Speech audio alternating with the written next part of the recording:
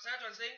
Topik di konten video ini mengenai apa itu bullying. Sebelum masuk ke pembahasan sebelum itu, perkenalan dulu dengarkan rekan saya. Nama saya Alinda Nurul Hasanah Dewi binti Syahbi, mahasiswi Universitas Internasional Batam. Nama saya Febriana, mahasiswa Universitas Internasional Batam. Halo, nama saya Johnsing dari Universitas Internasional Batam. Nomor pokok mahasiswa 2041034. Perkenalkan, nama saya Elvina Madiusjo. Saya dengan MPN 2041042. Saya dari mahasiswa Universitas Internasional Batam. Saya Rian Harsana Jasa dari Universitas Internasional Batam. Perkenalkan, nama saya Leonardo, mahasiswa Universitas Internasional Batam. Nah, saya akan memulai dengan apa itu bullying. Bullying menjadi semua hal yang harus kita tahu. Apakah teman-teman pernah dengar apa saja tentang bullying? Atau mungkin teman-teman memiliki sebuah pengalaman yang berkenan dengan istilah tersebut. Bullying bisa jadi terjadi di sekitar teman-teman, baik kita sadari ataupun tidak kita sadari. Mengkhawatirkannya, masalah sosial ini bisa memiliki dampak yang sangat fatal dari mental seseorang, terutama bagi anak-anak jika terus diabaikan. Mengapa bullying dapat berakibat buruk? Bayangkan saja seorang yang teman-teman sangat kenal, yang sangat disayangi, tiba-tiba menunjukkan kalau misalnya dia memiliki gejala depresi dengan menutup diri mereka sendiri atau kehilangan minat pada apapun. Mungkin teman-teman tidak akan mengetahui tentang perundungan yang ia alami, karena kebanyakan korban bullying itu cenderung menutupi rasa sakit mereka yang mereka derita selama ini.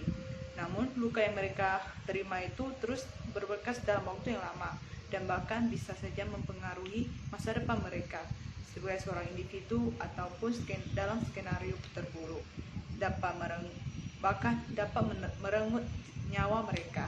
Jadi, bullying atau perundungan itu adalah sebuah kegiatan penyalahgunaan kekuasaan atau kekuatan yang bertujuan untuk menyakiti orang lain, baik dalam bentuk fisik, psikis, atau perkataan, sehingga sang korban seringnya akan merasa sakit, depresi, atau terjebak dalam sebuah keputusan. Biasanya itu pelaku adalah orang yang mereka mempunyai posisi yang lebih tinggi atau lebih kuat dari korban tersebut. Bullying dapat dibagi menjadi 6 faktor. Yang pertama, konflik fisik langsung seperti memukul, menendang, menjambak, menggigit. Kontak verbal langsung seperti mengancam, mempermalukan, merendahkan. Yang ketiga, perilaku nonverbal langsung seperti menjulurkan lidah, menampilkan ekspresi wajah seperti merendahkan. Selanjutnya, perilaku nonverbal tidak langsung. Tindakan ini seperti mendiamkan seseorang, memanipulasi persahabatan.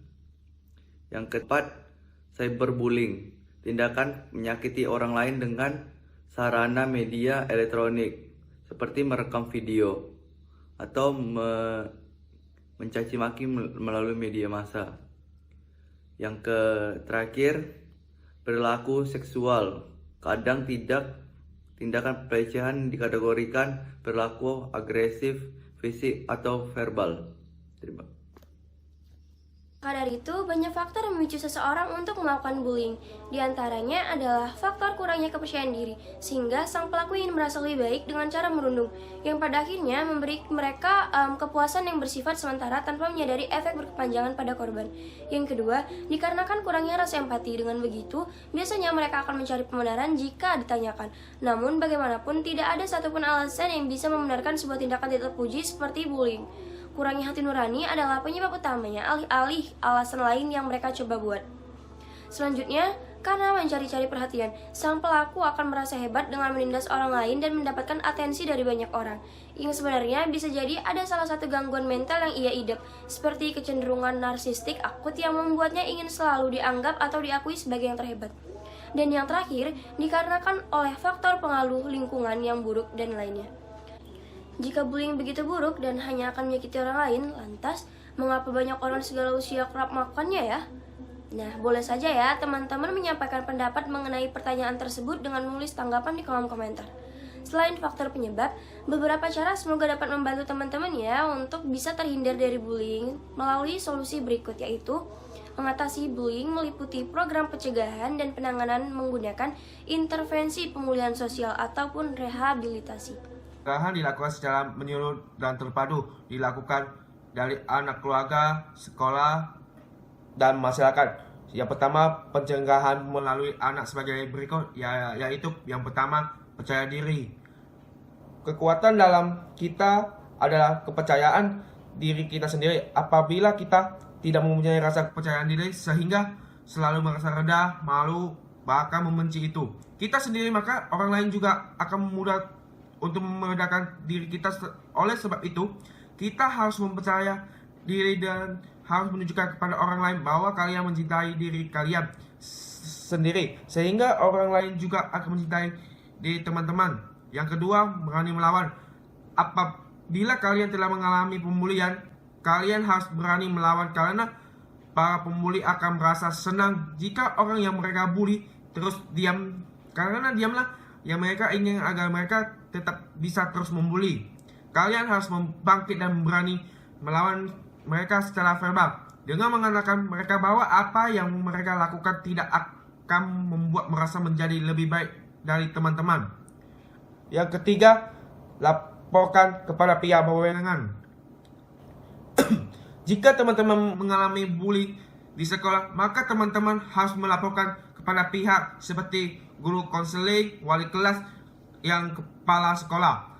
Apabila teman-teman mengalami bully di sekolah atau kampus, namun pihak kampus dan sekolah tidak dapat mewenangi, maka laporkan kepada orang tua, karena orang tua akan lebih bisa menekan kepada pihak sekolah, kampus untuk menangani kasus bully yang teman-teman alami.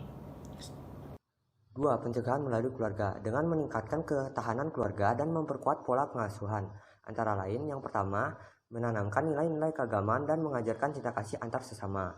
Kedua, memberikan lingkungan yang penuh kasih sayang sejak dini dengan memperlihatkan cara berinteraksi antar anggota keluarga. 3. Membangun rasa percaya diri anak, memupuk keberanian dan ketegasan anak, serta mengembangkan kemampuan anak untuk bersosialisasi. 4. Mengajarkan etika terhadap sesama, atau menumbuhkan kepedulian dan sikap menghargai. Berikan teguran jika anak melakukan kesalahan. Dan terakhir, mendampingi anak dalam menyerap informasi utamanya dari media televisi, internet, dan media elektronik lainnya. Di sini saya ingin menjelaskan pencegahan melalui sekolah. Yang pertama itu merancang dan membuat desain program pencegahan yang bersikap pesan kepada murid bahwa perilaku bully tidak diterima di sekolah dan membuat kebijakan anti bullying. Yang kedua itu membangun komunikasi efektif antara guru dan murid. Yang ketiga itu diskusi dan ceramah mengenai perilaku bully di sekolah. Yang keempat, menciptakan suasana lingkungan sekolah yang aman, nyaman, dan kondusif. Yang kelima itu menyediakan bantuan kepada murid yang menjadi korban bullying. Yang keenam itu melakukan pertemuan berkala dengan orang tua atau komit di sekolah.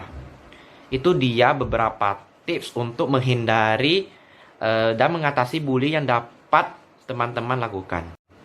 Kami berharap konten video dengan tema bullying ini dapat bermanfaat bagi teman-teman untuk saat ini dan kedepannya.